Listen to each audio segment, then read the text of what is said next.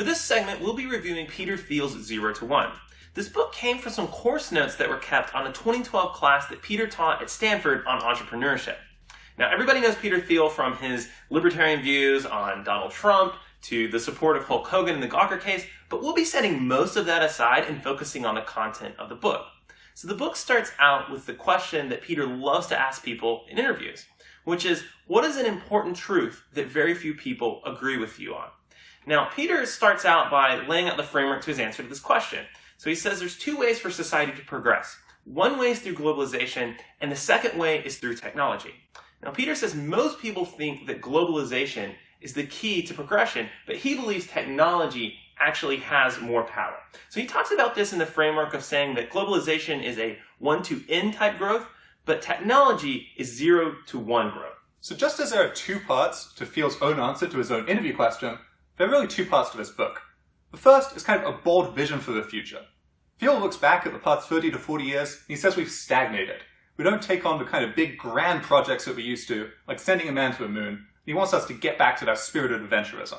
The reason he says we've stagnated is things like a regimented education system, the tech bubble bursting in the early 2000s, and he wants us to get away from all of that. The second part of the book is much more practical. It's really a how-to guide for startup founders. It's telling you things like, how do you pick the right sales channel for your product? How do you incentivize employees and make sure you hire the right ones? And how do you find the right market for your product? He doesn't want you to think too big for a market. Instead, he really wants you to find a small niche that you can dominate.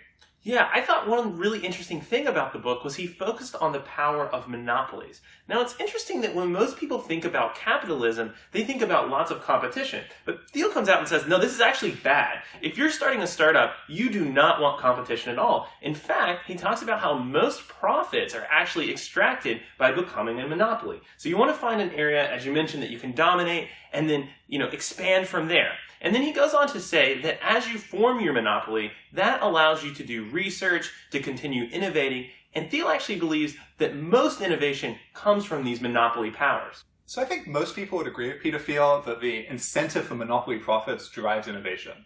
Obviously, you would rather have a monopoly than be stuck in a race to a bottom type competition.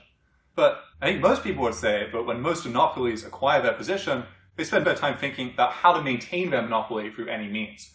So this is things like rent-seeking behavior, looking to create regulatory capture, and generally not doing things that are particularly beneficial to consumers. Great point, Adam. But let's switch gears back to the interview question that Thiel loves to ask everyone. He talks about how globalization is actually this, surprising answer that, actually technology will have more influence than globalization. But to me, this was kind of a given. Now, I don't know if this is because this book was being written in the sort of Thomas Friedman world is flat era, where this would have been more of a surprising take. But I actually considered his views on luck to be more surprising and out of the mainstream than I would have expected. So he lays out the framework in the book to say that luck is not very important. And what he means by that is that there are lots of founders out there, himself included, Elon Musk, that have founded a number of companies that have all gone on to be successful. And he says, you really can't start multiple billion-dollar companies if it's just luck. Now, the funny thing here is I think he kind of ignores the luck that everyone talks about. The luck is not in coming up with the idea, founding the company. Everybody agrees that that is skill. The luck that he ignores is in the backgrounds of most of the people that do this entrepreneurship, which is to say that Thiel had a very privileged upbringing, as did Musk. Now, maybe not the best upbringing, a lot of trauma that went on there, but there were both people who had the ability to fail. There was no risk that even if things went south, that they were not going to be able to come out of this, relatively unscathed. And I think, even going back through history, you see this time and time again of people in, wealthier backgrounds founding these companies. And I think the degree of luck that everyone thinks about is that, you need to have one of these backgrounds to have the freedom to do a lot of this development. But that's kind of ignored when he says that luck is not important. So I thought that was really interesting. Right. I think there's always a temptation for super successful people to ascribe everything to skill rather than luck. I think that's just sort of natural, and Peter Thiel, to a certain degree, falls into that trap. But I do think his message of, as he puts it in the book, you are not a lottery ticket, is compelling.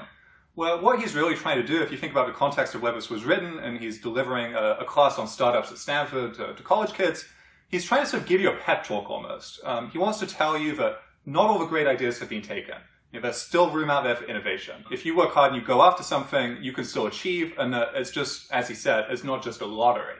And to me, that was a compelling message. I do think you see a lot of people who kind of say, the internet giants are here, they'll never be beaten, there's no room to innovate, nothing big is going to come along, the only way things are going to change is through antitrust regulations, say.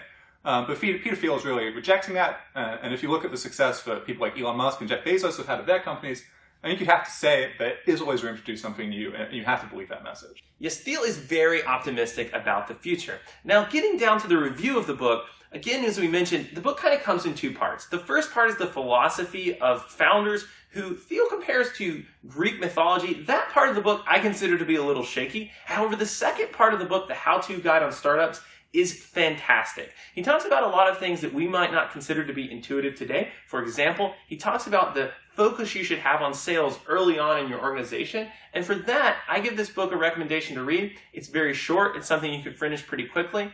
So definitely give it a try. Thanks for tuning in. This is Random Talkers.